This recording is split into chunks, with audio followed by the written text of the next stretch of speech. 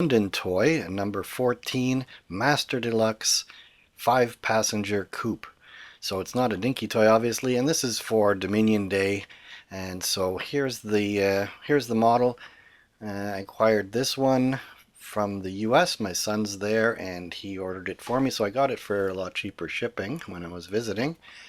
And it's a beautiful model. I love the lines of this thing, so this is going to be fun. It's been repainted, so I don't feel bad about stripping paint off of it. You can see it was painted originally green, and it looks like it was repainted green because the wheels have been painted green as well. And then it got this gold color, which probably looked great when it was first done. So to start with, I've got to, well, first let's have a look. So there you go, toy number 14. Master Deluxe 5-passenger coupe. And it doesn't say anywhere that it's a London toy, it just says it's a toy. So this is a stage, I guess, where they were being made in the US. You can see all the wheels are intact. They were still made of fiber, and my earlier one was, they were just plain fiber, but these ones have been painted, which is quite a bit of an improvement. So they've survived very well.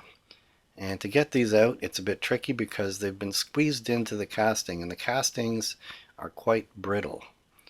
So my method I've used before is to put in a screwdriver and try and separate that little fork that's been squeezed together. And I only do it on the one end because then I can still manage to get those wheels out and not risk damaging more than I need to take a risk at. So this one, it seems to be working pretty good.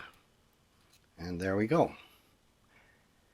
So once the one side is loose, I get high enough so the axle goes above the body, and I can pull it out, and then it all comes apart.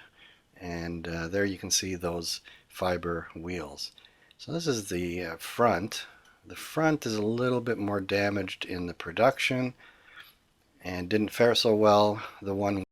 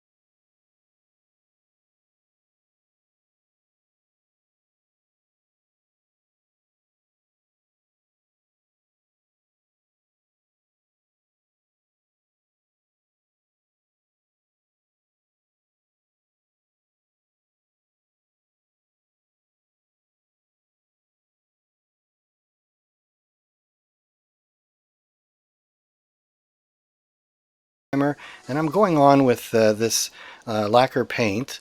I love this stuff. It goes on beautifully. It makes a beautiful shiny surface, and it dries like very, very fast. It's also a really good base for all of the rest of the work that you're going to be doing on the model later on. So here I'm doing what I usually do is I will go in after first painting the model, and there's always little bumps where some dust got in or the paint had a lump in it or something. And I did paint in between after sanding it. But here I'm taping it up. I'm using the paint scheme that was on my father's car, and that's why I've taped around those windows. Might have been easier and would look different, but I didn't want it to go deviate too far from what my father's car was. Although you'll see later I kind of did deviate anyway. But anyway, I'm using, this is the flexible curving tape, which in this application is like really, really perfect. It's a smooth curve and it goes on so fast and easy. And here I've taped up all of it, and before painting I go over that lacquer paint is very shiny and smooth, so I want to have the paint that's going over it to stick, so I rough it up a bit with some sandpaper. Now I kind of lost my mind for a few moments, and I didn't mix up in a separate container. I poured my paint straight into the airbrush, and then I realized what I'm doing, and you can't spray that stuff directly. I got used to using the stuff that's pre-mixed. So I'm mixing it with my usual leveling thinner and mixing it up in the cup. Of course, the problem is the stuff that poured deeper into the cup is still the full thickness. But the rest of it should be okay. You'll see what I do in a moment to solve this problem. I go in and I paint a spoon. And often I do this and I don't show you. I'll paint a spoon to make sure that my paint is nice and even. In this case, I painted a whole spoon because I wanted to make sure that all the full thickness paint was out of it. And now it's running the proper thinner paint. You can see I started here and I realized this is not going well, so it's a little bit pink there. So now I go in with the properly thinned.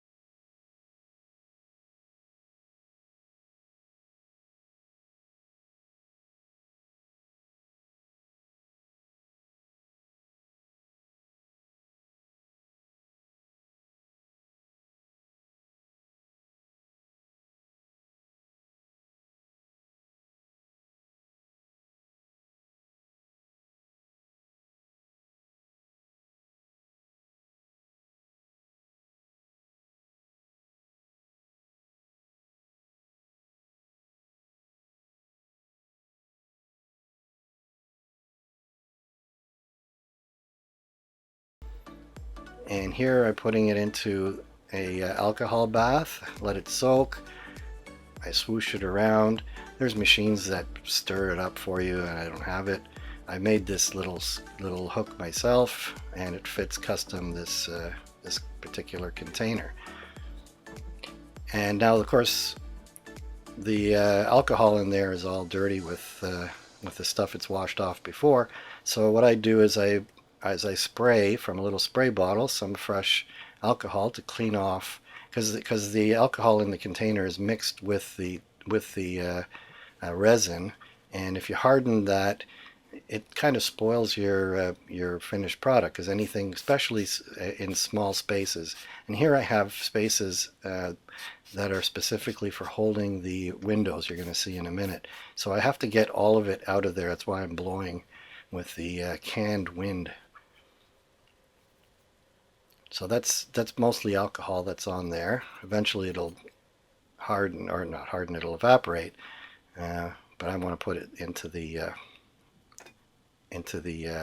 UV curing booth. So I put a timer on and turn it so that you can see what's going on inside. And the camera kind of sees a blur inside, but you get the idea. It rotates. There's a bunch of ultraviolet LEDs in there, and when it's rotating, it kind of shines in all directions. Inside, it's a big mirror, so it keeps reflecting back. It only goes in there for about a minute. This is a good quality resin that cures very quickly. Now you can see I molded into this one for the first time, a place where I can hook onto this thing so it's easier to paint. So I put 2 little holes there, and I'm so pleased. I'm sure I'm going to be doing this on as many other models as I can, on a place where it's not going to be seen on the final product. So on this base, I'm going again with the lacquer paint, and in the end on this one, the lacquer paint looks so good, and even with the white bottom, I wound up leaving the bottom white. It just seems to look tidy on the red and white car instead of having black. So here I'm painting the interior. Now the interesting thing about these old cars is the dashboards were steel, and in fact they were part of the bodywork. So they were just painted with the exterior paint. So I'm reproducing the original interior as much as I can. You can see up in the upper left corner. The interior was kind of a very light tan, and I just brushed it on because it's not really very visible, so I'm not worried about brush strokes being visible. So now on to some of the detailing.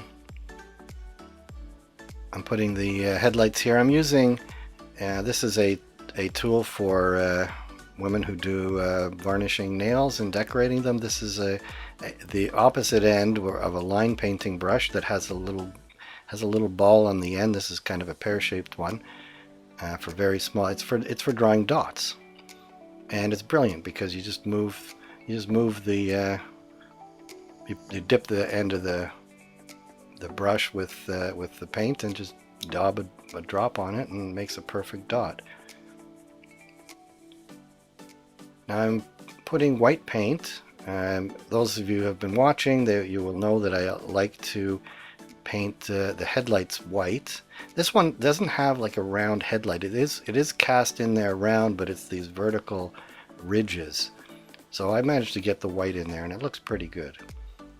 Now the license plate that's going here, you would recognize from the picture of my dad's 1955 Monarch. This is the exact license plate. In fact, this is from a photograph of the exact license plate, which I have in the shadow box on the wall. Looks like this. Now, on a suggestion from my friend at Diecast Flashbacks, I made this steering wheel 3 on the tree instead of the usual 4 on the floor that I was doing all these toys in. And I'm sure this car originally was 3 on the tree. I neglected to, I got too excited and I painted the thing without putting the camera on. So you get to see what it looks like. It's matching pretty closely the type of steering wheel that was in these cars, and the steering wheel does have red on it that matches the body color. I just love that stuff. It's like those cars were like a big toy back when they made them in the 40s. It just just gorgeous. And they did the same in the 50s. They were still beautiful. Now they don't look like quite the same. They don't have that sense of style. It's beautiful. It's all color coordinated. So now, this is what I was talking about earlier and wondering what the heck am I talking about. There's little slots that I designed into the seats. And I found that I used to make the windows by cutting out the plastic and having them all held together in the ceiling. And I had to fold down and cut these things out. But then I realized a couple of models ago that I can do it this way. I put slots into the seats or in the cast or the printout of the seats, and I cut the plastic to fit over the windows that I want to put in the vehicle. So that you can see the back windows, they stick out the back because the whole seat thing is a little bit offset from where the actual windows are. So I just cut them so that they do cover the openings in the casting. And for the front windows, same thing. And you can see there's like a little window underneath from the little flap that's holding those things in. And I put that there because I found if I don't let the resin out of the print, it'll harden in there and I won't have a proper slot. So this is my solution.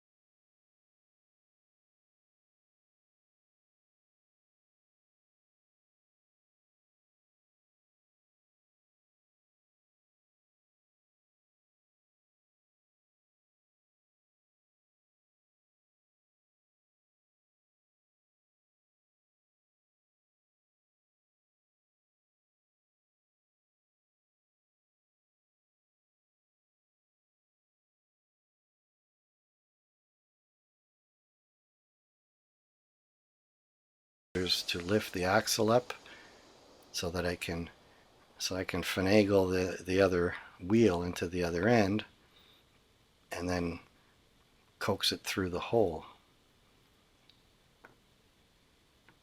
And you can see this is a long sequence here, and I did it all at once. So that actually was easier than some other models. If anybody watched my recent Corgi Mustang, that was a freaking nightmare. So this was much easier, it turns out.